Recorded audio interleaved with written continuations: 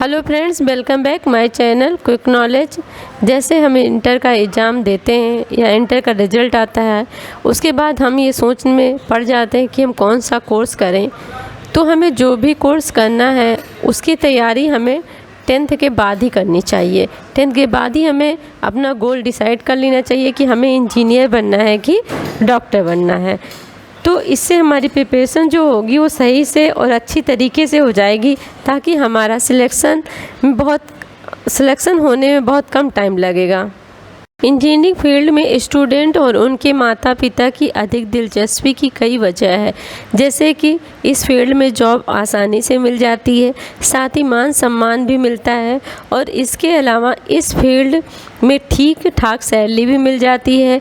इसी वजह से स्टूडेंट और उनके माता पिता की दिलचस्पी जो होती है वो इंजीनियरिंग की तरफ ज़्यादा रहती है। वर्तमान समय में युवाओं की दिलचस्पी इंजीनियरिंग फील्ड में अधिक दिखाई दे रही है, जैसे civil engineer, software engineer, mechanical engineer, computer engineer या फिर लीजिए इलेक्ट्रिकल इंजीनियर। कई पेरेंट्स अपने बच्चों को सिर्फ इंजीनियर ही बनाना चाहते हैं। क्या वजह हो सकती है, इसकी चलिए आगे जानते हैं इसके बारे में।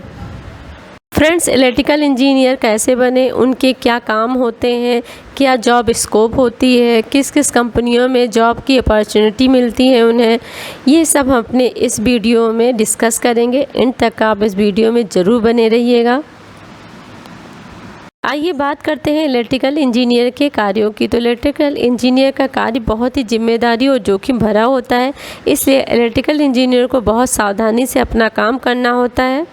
इलेक्ट्रिकल इंजीनियर इलेक्ट्रिसिटी से संबंधित सभी उपकरणों को ठीक करना और उसको बनाने का काम करता है। एक इलेक्ट्रिकल इंजीनियर के काम अलग अलग होते हैं, जैसे electronic, automotors, telecom, airspace, railway, power generation, oil gases. वर्तमान समय में बिना इलेक्ट्रिसिटी के कोई भी काम नहीं हो सकता है।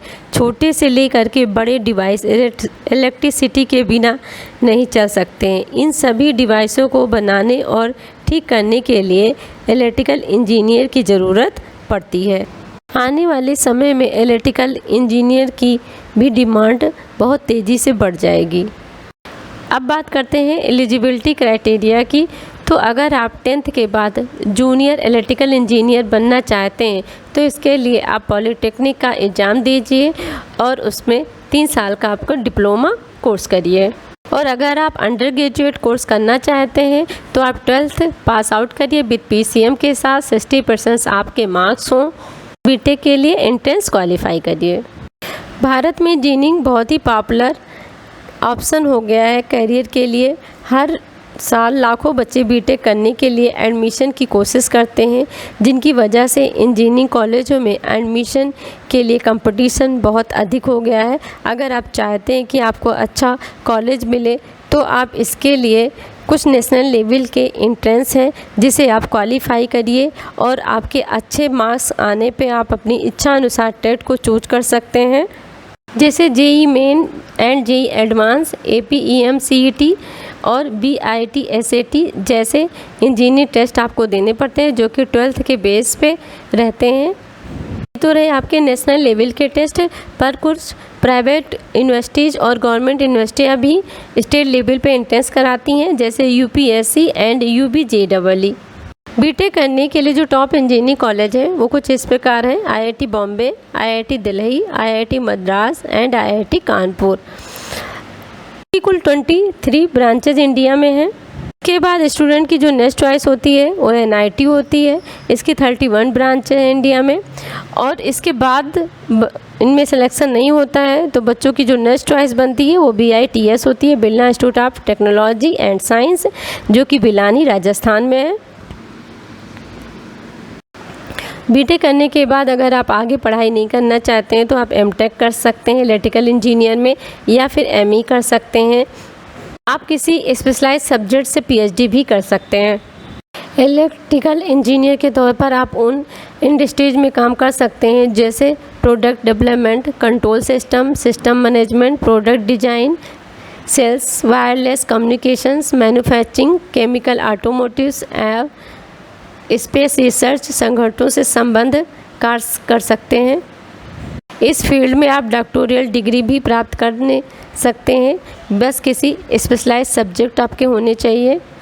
इस फील्ड में स्पेशलाइजेशन के लिए कुछ स्पेशलाइज्ड सब्जेक्ट इस प्रकार हैं, जैसे software, electronics, signal processing, computer engineering, power electronics, communications, nano technology, embedded system, biomedical embedded hardware, power system engineering.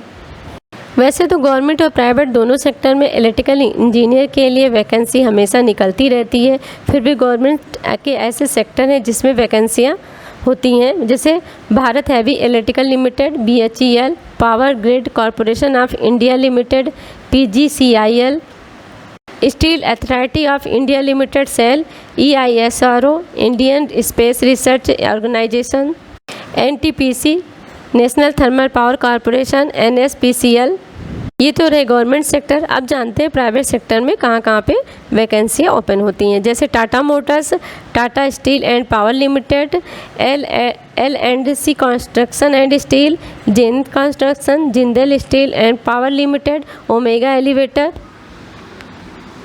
बात करते हैं सैलरी, तो आपकी सैलरी आपके स्किल और एक्सपीरियंस पे बेस होती है। फिर भी अगर स्टार्टिंग सैलरी की बात करें तो एक इलेक्ट्रिकल इंजीनियर की जो स्टार्टिंग सैलरी होती है गवर्नमेंट सेक्टर में वो 40 से 50 हज़ार के बीच होती है, और प्राइवेट सेक्टर की बात करें तो 25 से 30 हज़ार तक की स्टार्टिंग सैलरी होती है।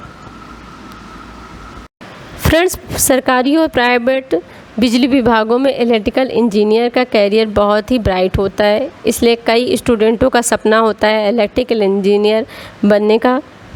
मैंने काफ़ी कुछ इन्फॉर्मेशन इस वीडियो में शेयर किया है, लेकिन अगर फिर भी हमसे कोई इन्फॉर्मेशन छूट जाती है तो आप प्लीज़ कमेंट बॉक्स में ज़रूर लिखें।